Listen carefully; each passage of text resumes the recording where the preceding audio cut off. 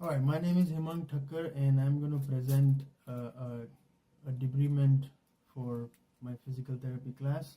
So we're going to first begin with the first assignment, which is the surface area measurement. So like you can see I have a ham hock. I have stained it dark blue on the ham hock over here. So we're going to just firstly measure our necrotic tissue over here. So I have this wound measuring tape and I'm going to measure it with the centimeter scale with the longest length versus the longest width. So let's begin with that.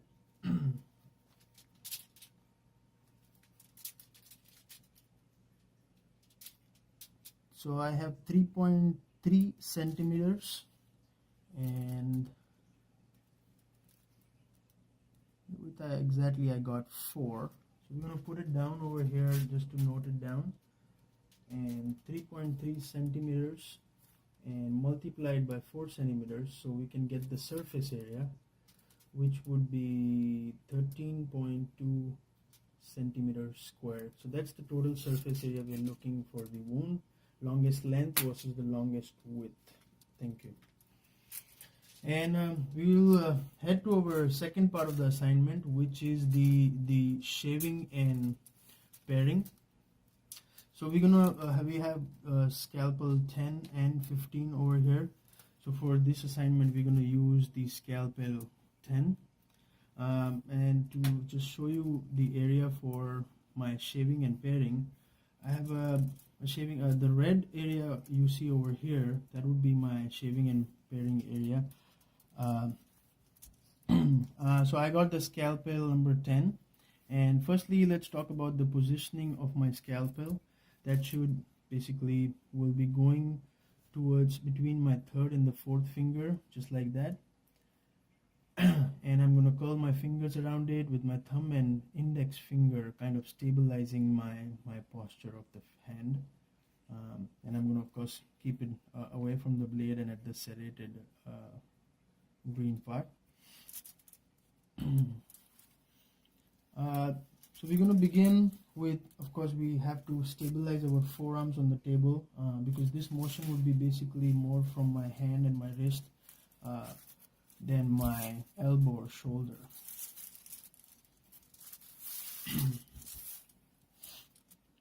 So the real technique would be to incline it within the wound bed and then going horizontal or going towards the wound bed. So we're going to start over here with a small slice.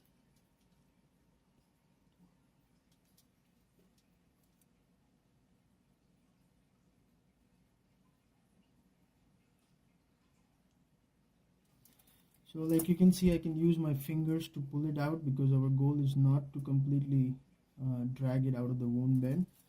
I'm going to put my now this technique, we can see like this is presently red, and as soon as I start working it out, we start seeing a little pink.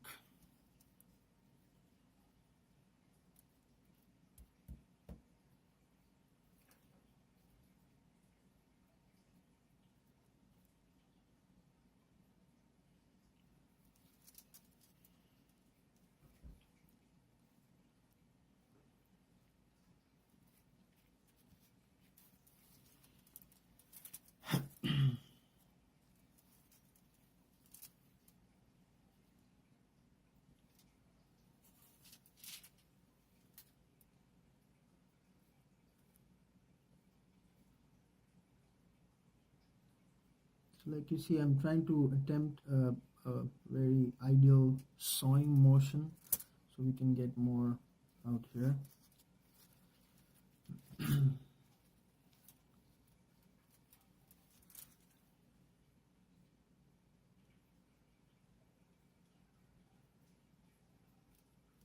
So I feel it highly depends on the wound bed and the wound texture.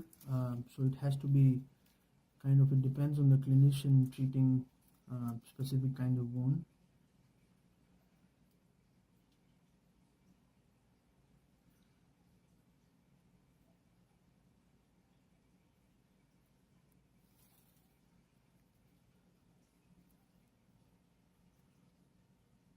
So this one you see, so at the top over here when I did it, it was the pink part you see, which is pretty good because you see the light dye. And the last one which I did was too deep, so we went into the viable tissue. So that shows you a very good contrast between, I would say, good shaving and too hard shaving, because we do not want to touch the viable or hurt the viable tissue. I'm going to show you a couple more. Um,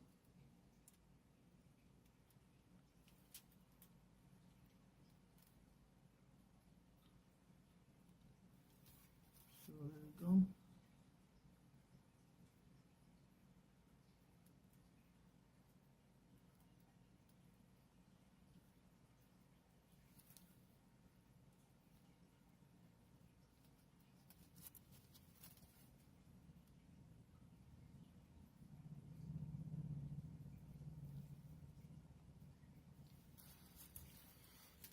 I'll try to end my second assignment over here. Like you see, if you can see, still there is a little bit of red over here, but this is more pink, and this is where I touch the viable tissue. We'll just head to the third part of my assignment, which would be cross hatching, or we can also call it scoring. So for that, I have a dark blue site over here, which we're going to use for the cross hatching surface. If I can right over here, it's there you go.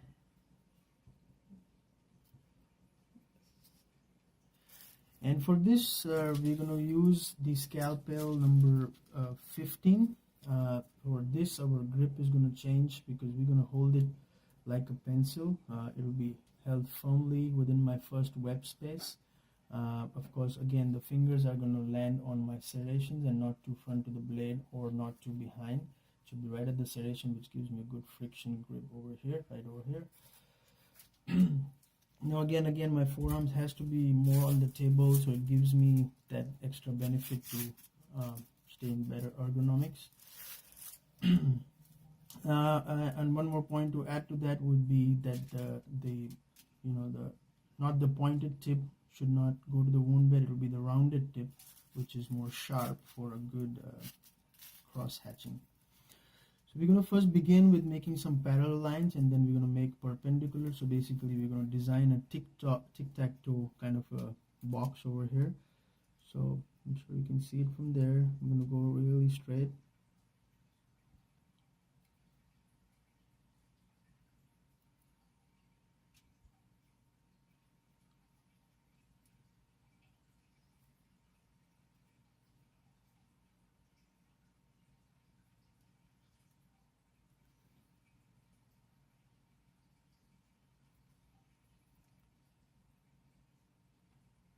So I'm trying to keep it at an angle so I don't push too hard, so I don't reach the viable tissue. It surely changes with the texture. And it's kind of difficult to maintain parallel lines, so I'm trying my best to keep it parallel to each other.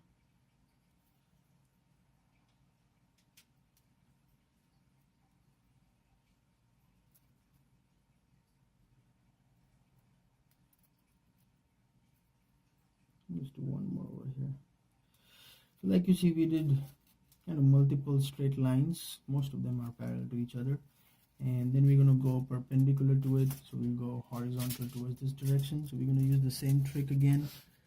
Try to keep my wrist.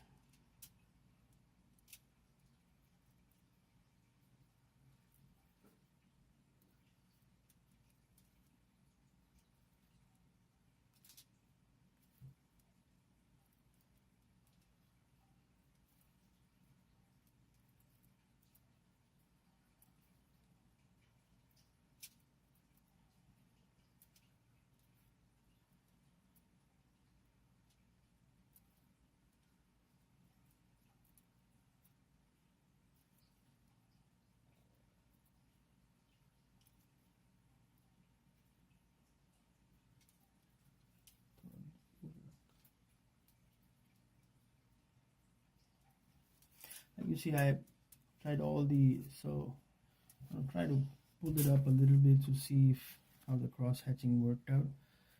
So you can see there are spaces, and you can clearly see the square shaped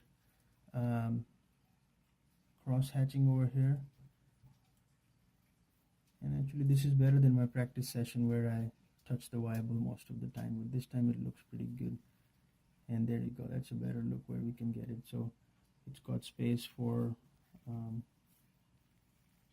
there you go. So I'm gonna end my video over here, and we're gonna use the next video for doing my last part where I use the forceps and scissors. Thank you.